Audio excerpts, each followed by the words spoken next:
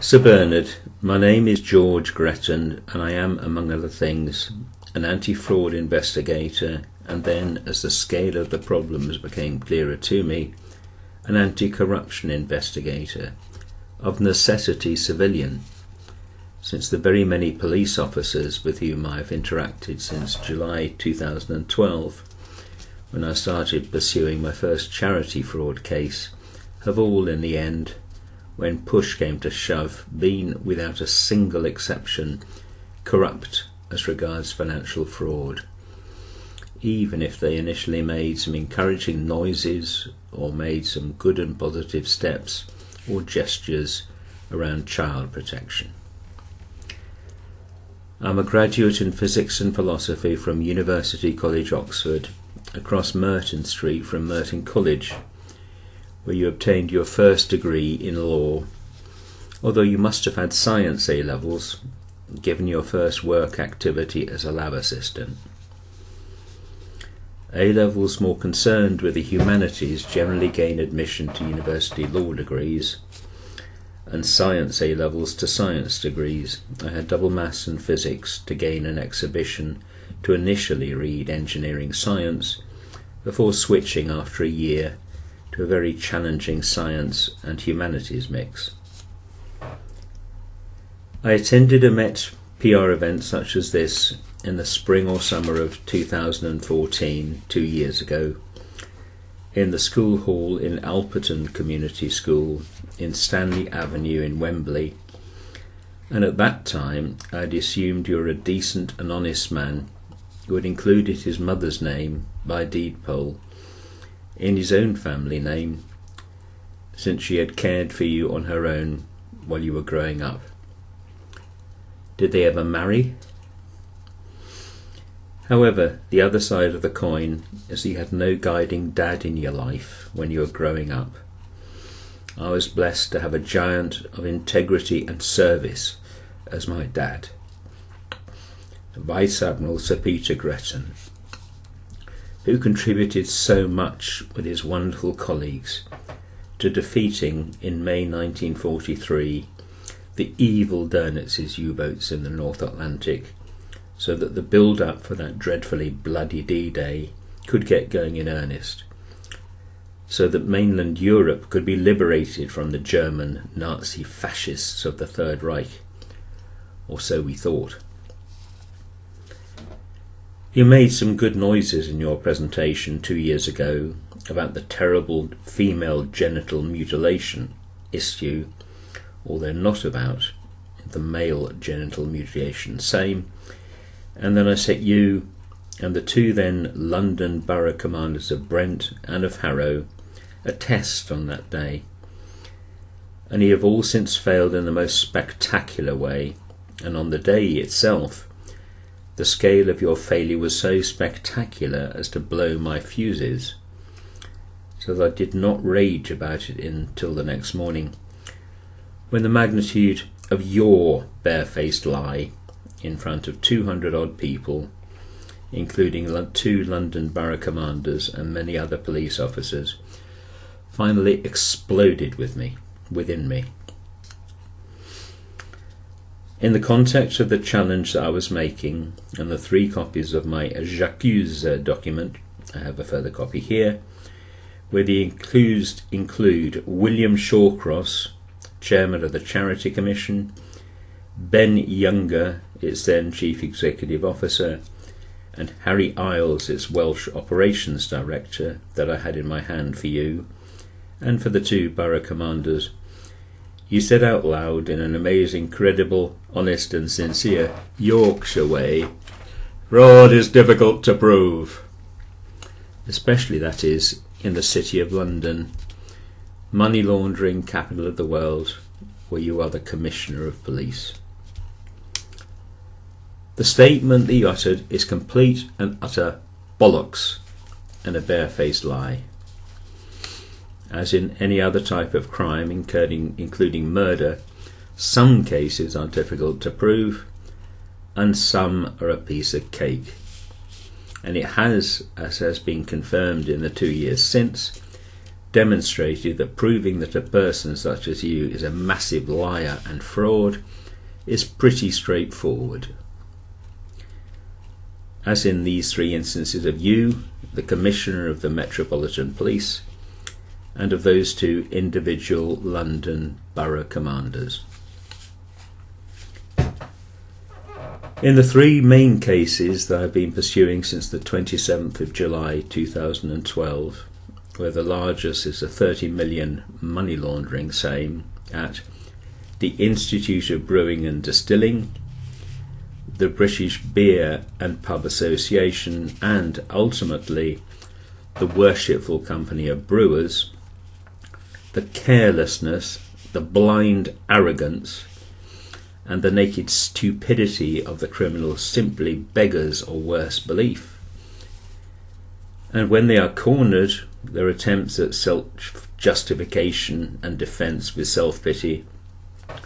often expose the further scale of what has been going on.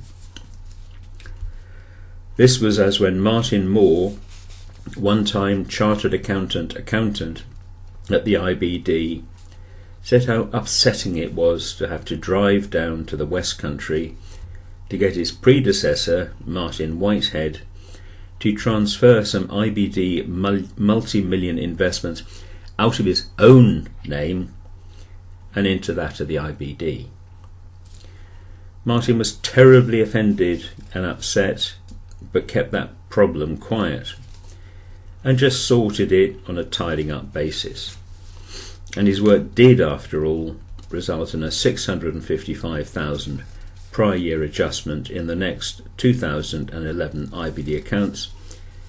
of which £374,000 was in bank and cash.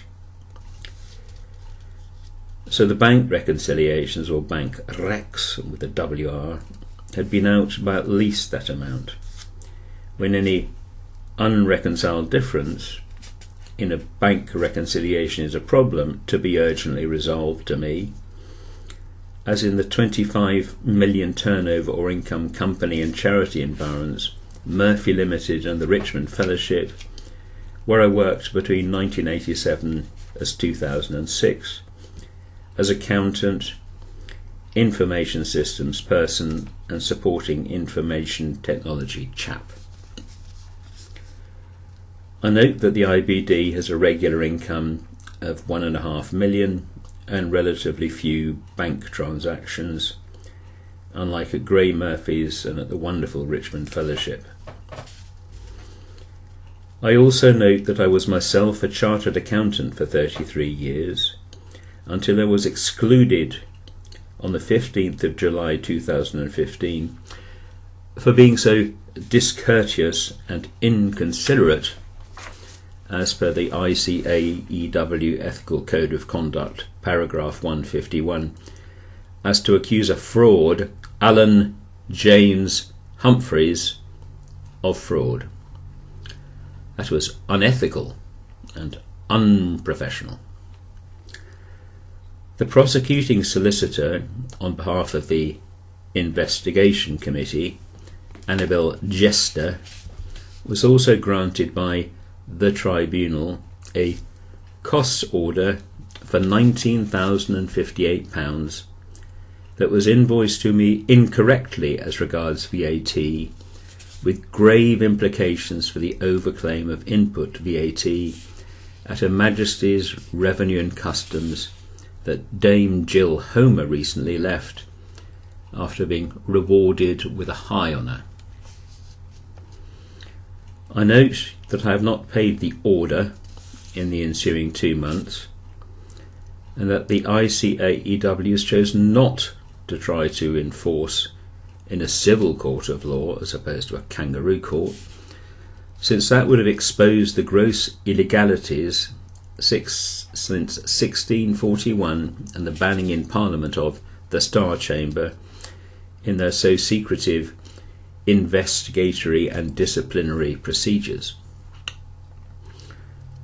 Both the 2010 and 2011 IBD accounts were signed clean, as in true and fair, by Chris Malacrida of Chantry Velicott, except please note that Chantry Velicate no longer exists. It was swallowed up into Moore Stephens, so that the name Chantry Velicate is no longer around, just as in the cases of Guinness and Townsend Torrenson, after monumental scandals, and after the Zeebrugge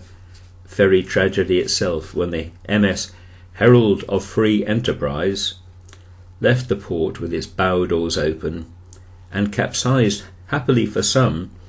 onto a sandbank adjoining the channel out to sea. However, 193 passengers and crew were killed through sheer dereliction of duty by the captain or master of that seagoing vessel, and by the crewman allocated to the closure of the bow doors, who was asleep, which also counts as gross dereliction of duty, as being asleep on duty. As in so many cases that I and some dear friends of colleagues have been pursuing for very many years, they being ex-RAF engineer Gordon Bowden for 16 years, ex-submariner and then civil aviation pilot to VAPs Len Lawrence for 10 years, and top international physics Dr. Tom Dobby for 6 years. My initially neutral test on you and 2 London Borough Commanders turned out to be the setting of a trap. In this instance, you and your 2 professional colleagues are now at the bottom of a very deep hole, with no means of escape at all, and with everybody now peering down at you from the top of the hole in the earth that has swallowed you up. So don't try suggesting to me, as did a senior Institute of Chartered Accountants and England and Wales manager, Marianne Mao, after I'd publicly pointed out deep corruption in the Institute of Chartered Accountants in England and Wales Chief Executive, Michael Isser, Chief Executive Officer, and then in the President, Arthur Bailey, at the 2015 accounting exhibition, after a presentationary FRS2 that this is not the time or place for such matters. Oops. It was then the time or the place,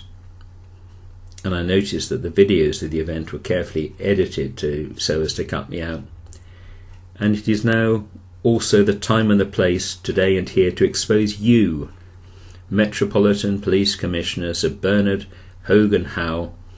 Queen's Police Medal and Police Long Service and Good Conduct Medal, as a criminal liar and fraud, for starters. I note that on the 27th of October 2015, The Sun listed your then catalogue of cover-ups and crimes, and the very detailed article ends as follows. At Scotland Yard and in Westminster, meanwhile, whispers about his future continue to grow. Many are wondering if the time has come to put the Met Chief out to grass. I ask in turn, is there much grass in Her Majesty's prisons? The answer is, yes, there is, but not the sort that horses that you so promoted in Liverpool, and sheep and cows eat in fields. In February of this year, I named you as corrupt, with 4 others, William Shawcross, Chairman of the Charity Commission, Arthur Bailey, Michael Isser, and the Head of Fraud at the Solicitors Non-Regulation Authority, Heather Gelder, in a letter that covered 12 evidence documents that are hand-delivered to the Derby Gate Parliamentary Post Room in Derby Gate off Whitehall. I delivered it for all Cabinet members and to about half the Shadow Cabinet, and received acknowledgement from Shadow Foreign Minister Hilary Benn, son of the giant Tony, and then from Leader of the Opposition Jeremy Corbyn. I have those items here with me, along with an extra set of the pack. Some preliminary checking out research of mine in Westminster in late January 2016 earned me a fixated threat assessment letter from the Met in conjunction with the Barnet, Enfield and Haringey Mental Trust. And what a load of mixed fact and bollocks referred to you, have it here. This was sent to me, to my very wonderful general practitioner, suggesting that she refer me to the local to me mental health services. I separately note that when on that day in January 2016 I narrated to a police officer in Westminster that you were one of the 5 named, he did not bat an eyelid. He said, instead, "We all know how much corruption there is at the top." Another police constable, after a very good conversation, gently touched my arm with his hand and said to me, "You take care, sir." My GP sent back to FTAC a somewhat tart response, her judgment being based on the various discussions we have had about the massive presence of female and maternal sexual psychopathy in families, as well as paternal same, in which an account of hers about a friend added greatly to my understanding, and about attempts to destroy the National Health Service and the UK medical training of doctors. She also gave me a copy of the bodged letter from, or not from, Catherine McFasdeen, forensic community psychiatric nurse, fixated threat assessment centre, that I subsequently tried to contact, along with her supervisor, via the Metropolitan Police 101 service, but to no avail at all. Len Lawrence recently referred, in a Glasgow conference, to both the attempted attack on me by the FTAC section of the Met, and also to another case in which an individual was actually incarcerated in a psychiatric hospital and drugged for a week until an informed friend got him before a judge. The judge was outraged and incensed. That was around a mere property matter. Sir Bernard Hogan Howe, this is the end both of your professional career and, at least for a while and in the fullness of time, your liberty. You will, I'm sure, be segregated for your own personal safety from other prisoners under Prison Rule 46 when you are convicted of a number of crimes and sentenced, both under statute and under common law, where the maximum sentence is that of life imprisonment. I am at last initiating private prosecutions in Westminster Magistrates Court, since police officers are generally debarred from passing any prosecutions to the Crown Prosecution Service if they are to remain police officers, where a whole court day has now been allocated before a district judge for my first 3 of a total in excess of 30 applications for the issue of summonses to my suspects to trials in criminal courts.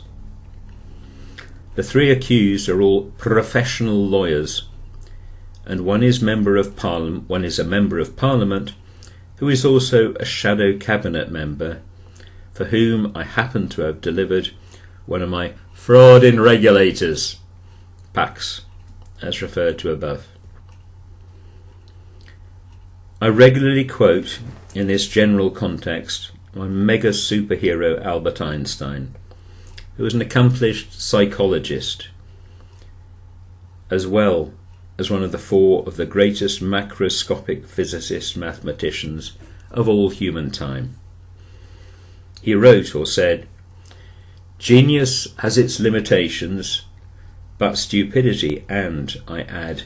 I'm safe in the herd, arrogance, knows low limits." Sir Bernard, I have just pulled you out of the herd. Sir Bernard, this is your life sentence. I hand over the documents. Bernard was clearly selected for advancement very early on, as was Ted Heath at Balliol College, Oxford, just before the second dreadful war for freedom from fascist and imperialist tyranny. His well-developed and nurtured interest in child sex abuse was later the lever on him, leading to the ultra-destructive consumer credit and the ultra-destructive common market entry. What did they spot in young Bernard, apart from the same vanity as in Ted Heath?